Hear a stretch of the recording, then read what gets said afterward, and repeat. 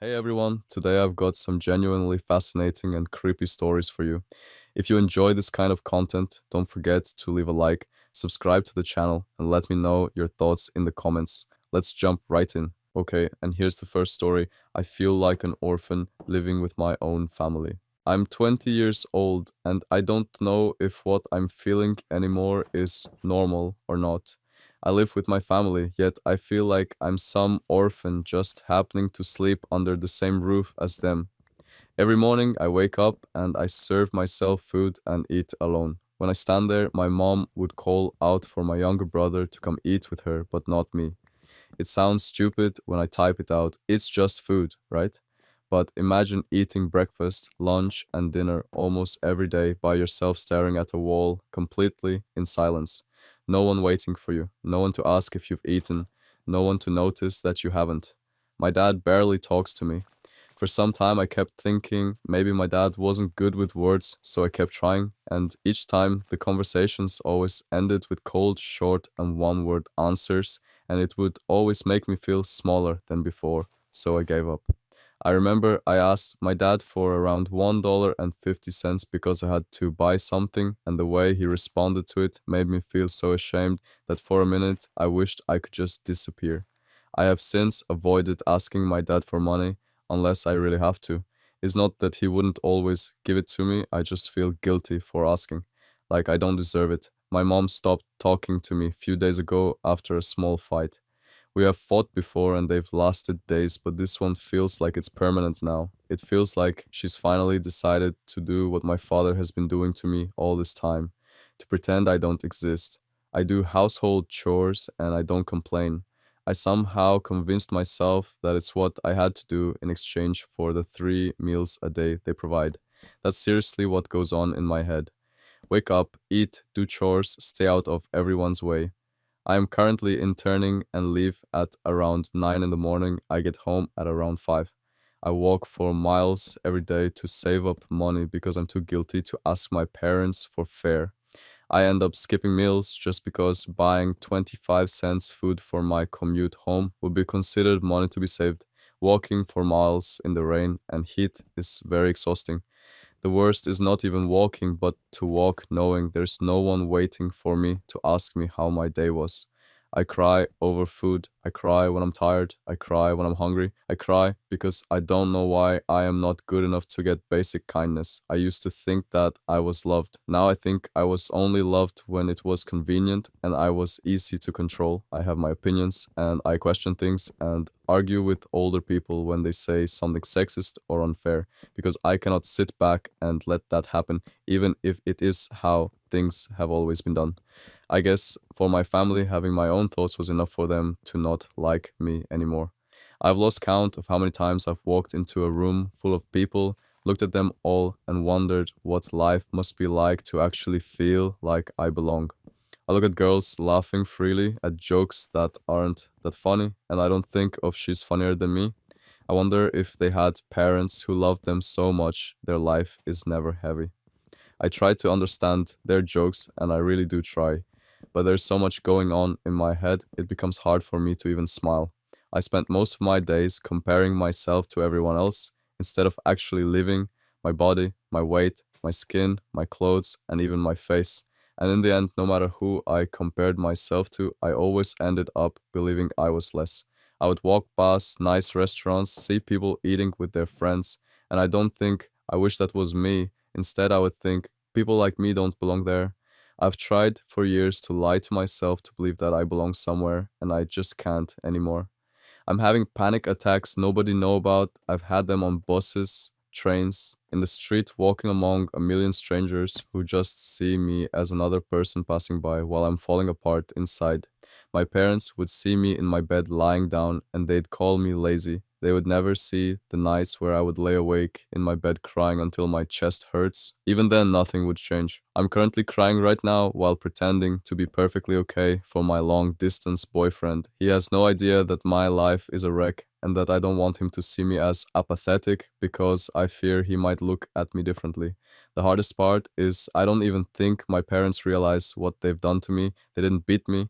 They didn't abandon me. They just ignored me for so long that I now do it to myself. I unconsciously know that I am not worthy of food, money, nice things, kindness, compliments, or even existing. I feel guilty asking for things because somehow along the road I was made to believe that my very existence is asking too much. I am mentally tired and I don't want to be pitied. I don't even know what I want. Next story.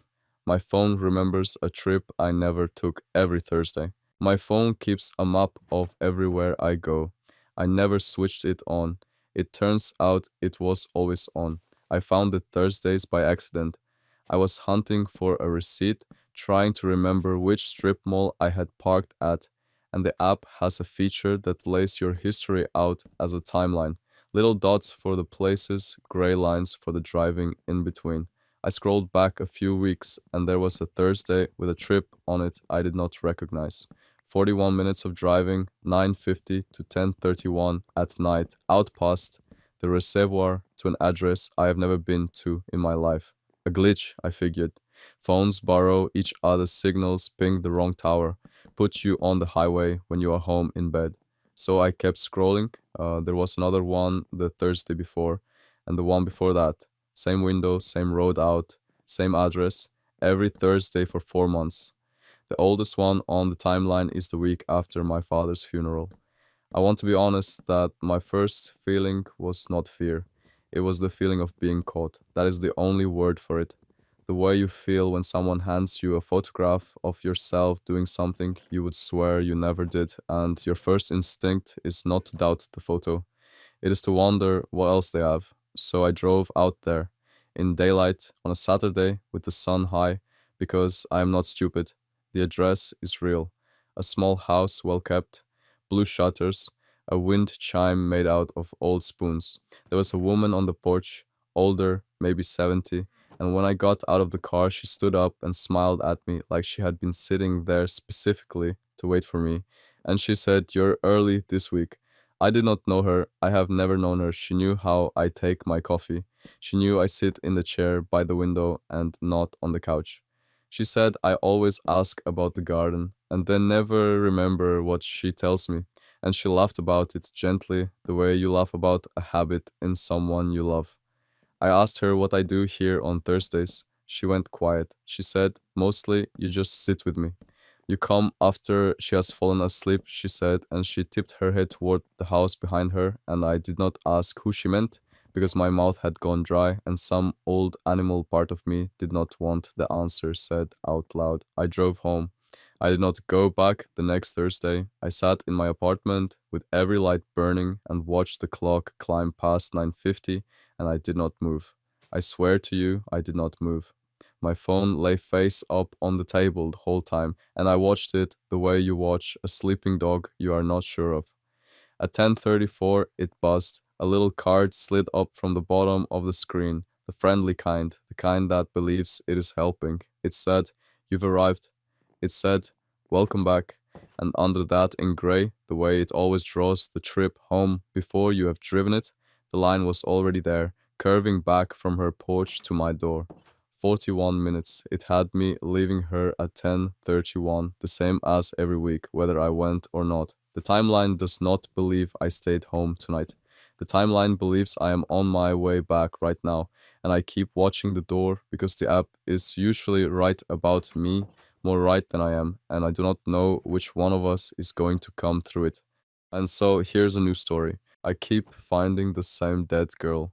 This is going to be a little difficult to explain, but I'll try my best. Really, it starts out painstakingly boring. It was just like any other day. I woke up and went through my normal morning routine, got dressed, had breakfast, and brushed my teeth.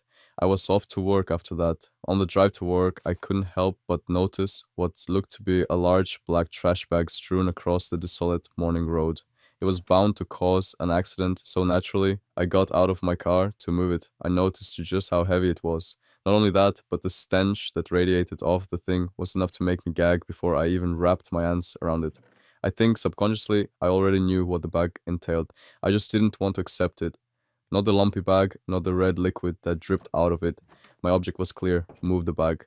I guess that fate really does exist though, because as I dragged the bag over to the ditch, the black plastic started to stretch and turn white. Right at the edge of the road, mere inches from the ditch, I gave the bag one last forceful tug, and that was all it took. The bag ripped open, and what I saw made my stomach churn as I vomited on the ground. Body parts, dozens of them, 2 ears, 2 arms, 2 legs, 10 fingers, 10 toes, and one single head.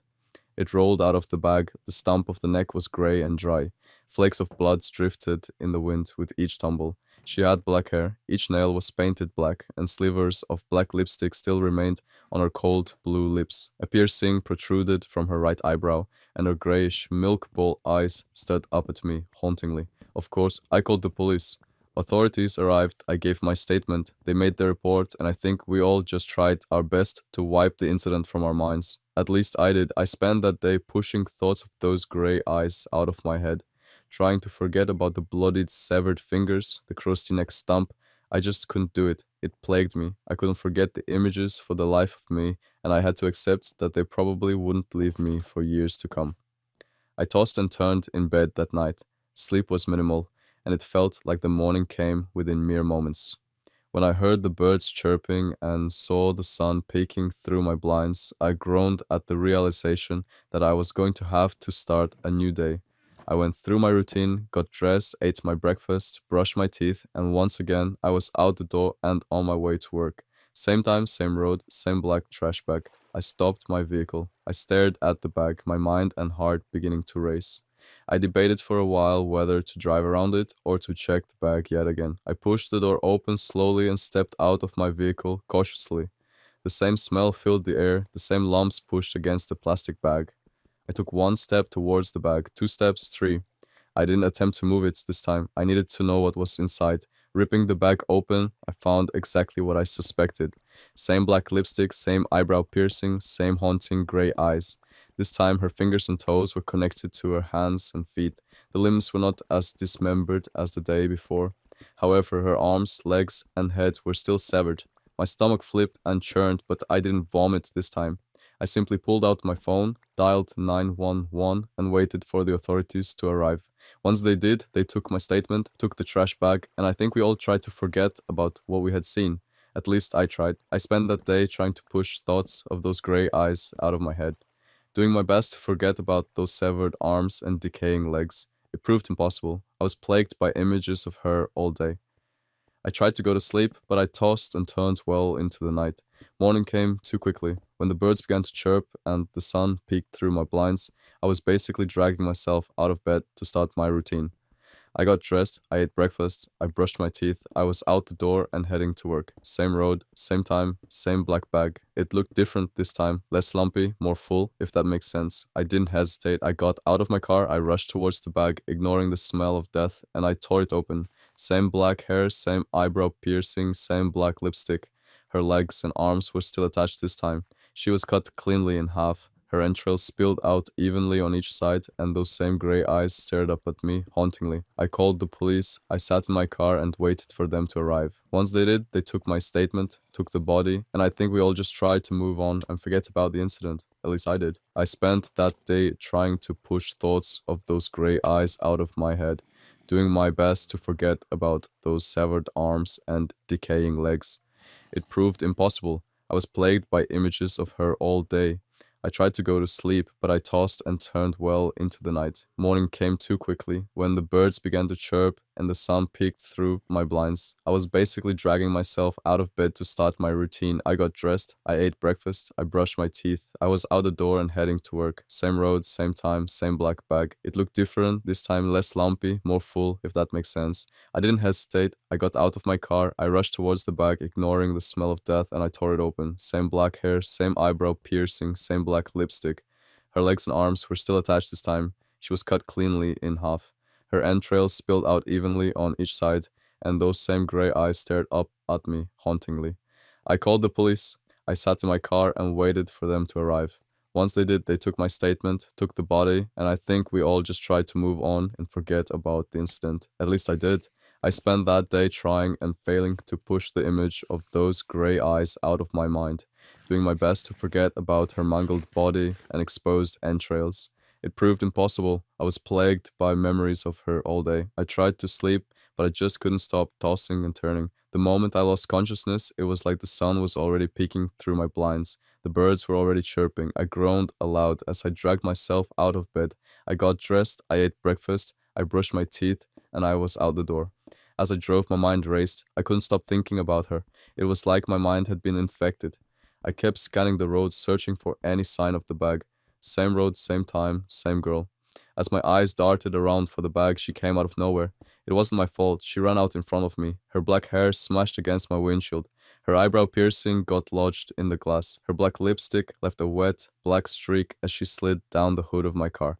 I was shocked, but what shocked me more was the man that was chasing her. He had froze, knife still raised above his head. His eyes fell on the girl. They raised up towards me. He slowly backed away before turning and running back into the woods.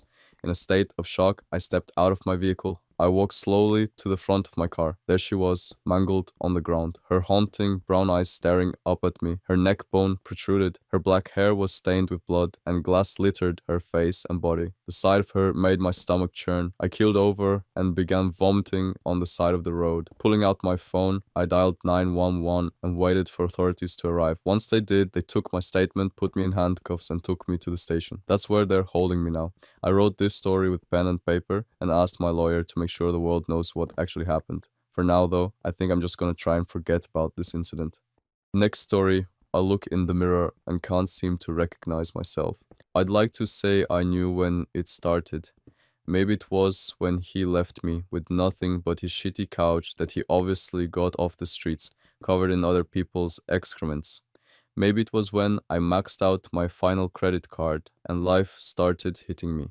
My mailbox filling with bills and notices soon turned into shoving them underneath my door until I couldn't leave my apartment. I stared at the ground. If I jumped, would I be free? Or was this just another hospital bill I would have to pay? I backed away from the balcony. I shouldn't leave. It would be stupid. It never worked. After about a month, my electricity went out. The smell of decay started to leak into every crevice of my living area. I started to eat canned food, taking showers to get the scent off of me. No amount of bleach could get rid of it in the house. The water pressure started to dissipate and the pipes began to groan each time I turned the faucet on. Flows turned into slivers, turned into drops until it became nothing at all. I let the rot consume me. Not long after, my supply of canned goods turned into a supply of emptiness. The rats became my neighbors, the cockroaches their pets. Flies became the birds in the sky, and maggot into hungry little beasts. I relied on the food in the fridge, going for what was the least putrid. Fermented condiments gave me enough so that my heart would continue to beat. Pungent meat stored in freezer bags became an unholy jerky for me to eat. I used the only knife left in the house to portion out the chunks. The dull chops felt eternal as my hunger rised. Without a usable restroom, I started to relieve myself in a far-off corner, collecting neon urine just in case I got desperate enough to drink it. When I finally ran out of safe food to consume, I turned to the composting mush in the fridge. The only real texture was the maggots who ate the food before me and the mold that had been a long-standing part of the unrecognizable sludge. I stomached down the food, forcing myself to find nutrients in whatever I could find. Then finally there was nothing left. I had stopped peeing, my body filtered out all of the liquid in it. The rats, roaches, and flies moved out. Even this was too much for them. What did that make me then? It made me hungry. I was hungry. I looked around searching for something, anything to satisfy me, but I couldn't. All I had was myself. All I had was the little meat on my bones.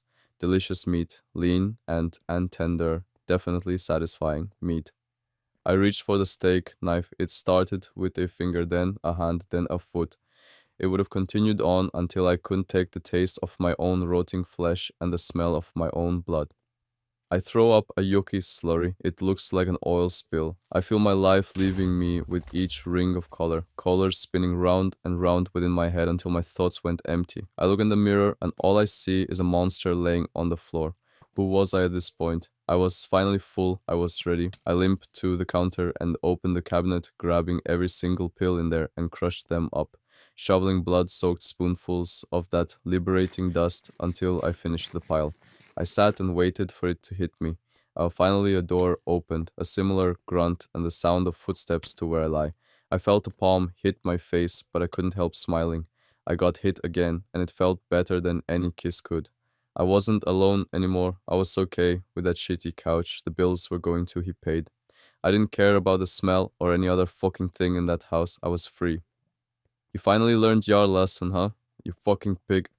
I got up to my knees, hugging his legs. He pushed me off and kicked my face. You like being stuck here, don't you? He started to laugh in that same disgusting way. Sick little freak. Don't you ever fucking dare try leaving me again, huh? You're my bitch. He put extra emphasis on the bitch. It felt almost endearing. I felt the foam hit my mouth as my consciousness started wavering in and out, like the final few waves you hit before meeting land again. My body soon gave out as I lay on the floor. I looked at my reflection in the window. I found myself in a body I'm unfamiliar with, in a building I don't belong in, and yet I'm home. I was fine until I burned my patient's drawing. It wasn't out of the ordinary. She drew pictures all the time, putting crayon to paper every waking moment. Such a sweet kid. Tragic circumstances, never said a word, just smiled and handed you a drawing. Sometimes she would spend hours on one picture, trying her hardest to get it just right. Other times she'd scribble a line or two, and then it'd be on to the next. The staff collected each one and put them into a large binder so she could revisit them later on. But she never did. The staff doted on her constantly, making sure she always had everything she needed, and then some. There were stacks of paper and boxes of materials for her to use, along with dolls and other toys. But she liked to draw. Most nights she would fall asleep holding a crayon, then wake up in the morning and continue where she left off. Sometimes we'd find her drawing in the middle of the night, no light at all, just scribbling away. The sound of wax dragging against paper cutting through the dead silence. It was her therapy, and we hoped it would help her remember something, remember anything. But despite her situation, she was always smiling. I wondered what she was thinking and how I could reach her to help her get past that mental barrier. Then we could find out what really happened to her family. Strangest case I've ever heard. A family of six is found deceased except for the little girl. They are essentially crushed or imploded by an unknown force with no exterior signs of trauma. That information wasn't on the official report. The child has not spoken since, no other family. Communication is minimal. Sometimes I felt she wanted to say something, but then would freeze abruptly and turn back to her pictures.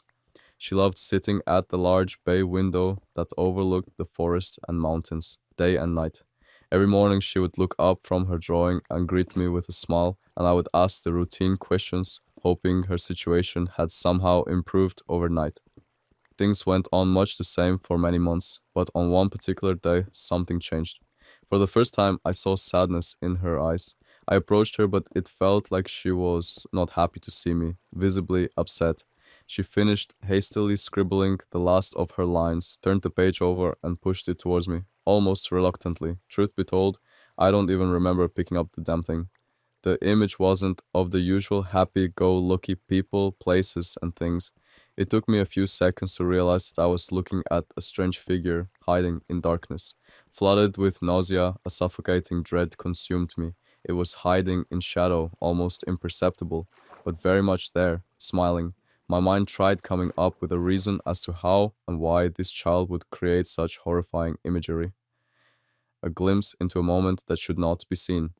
It was all done in a muddy mix of colors, limbs too long for its body, with the faintest red pinpricks floating above the smile.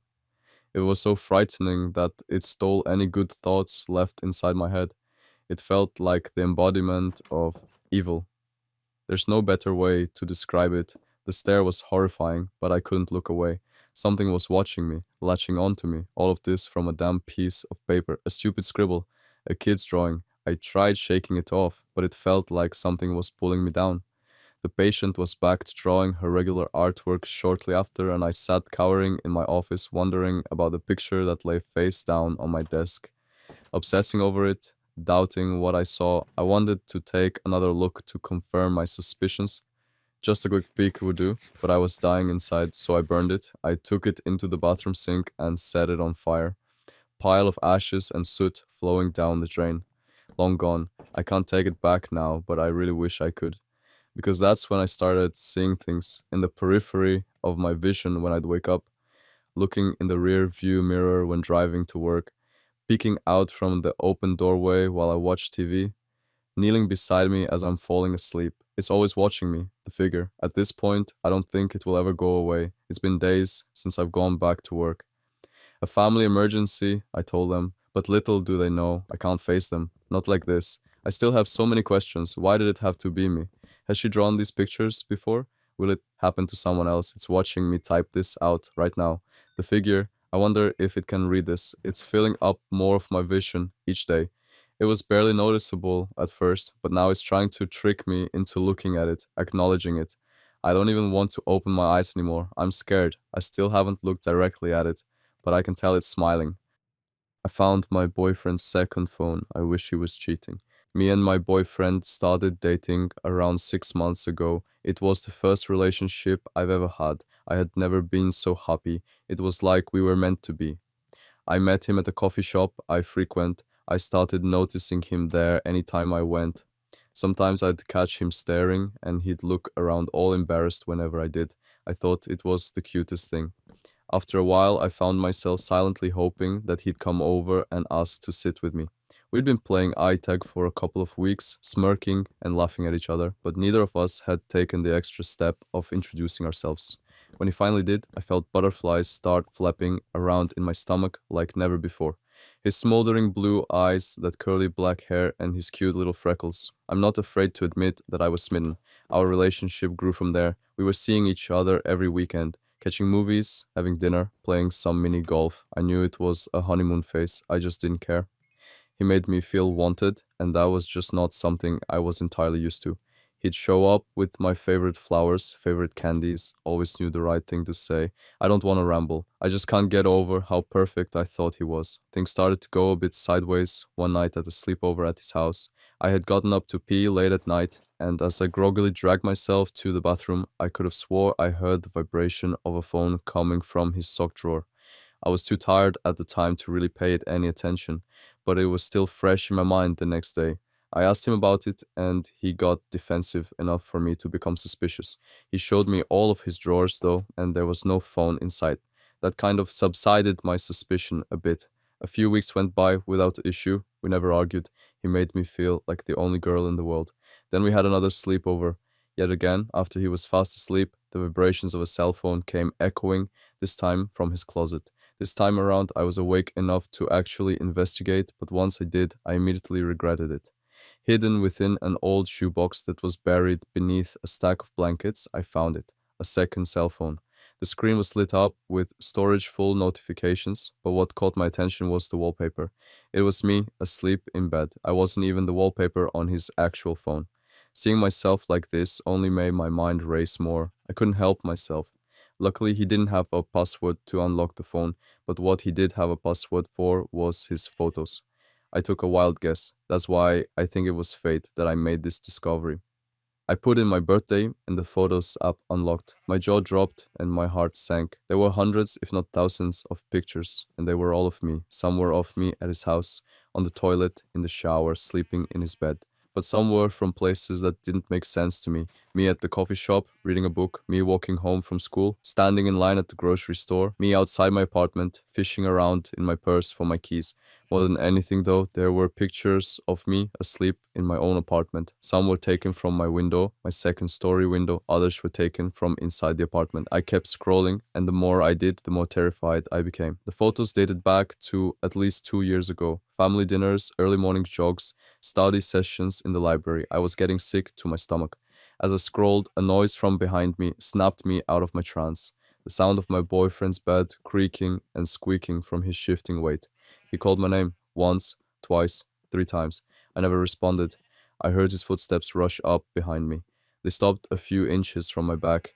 Instead of asking what I was doing, apologizing, or even attempting to grab his phone, he began laughing, cackling like a madman, and as I stood there too paralyzed to turn around, he finally spoke again. Happy anniversary, sweetheart.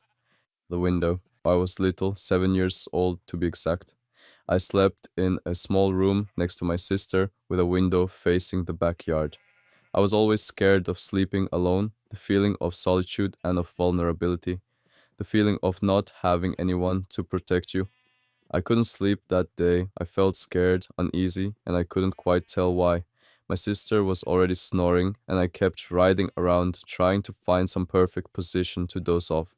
Then I heard it tap, tap, tap three taps on the window, like someone knocking at the door. The window was above my head, so I sat up and looked behind. The curtain was covering it, and I moved it away lightly. Of course, I was insanely anxious, hoping I just imagined it, but I didn't. A man, his features were off, his eyes darkened, and a smile that almost seemed sutured together. I didn't yell, I was so scared the air just wouldn't come out of my lungs. I shook my sister awake, told her to look at what was outside.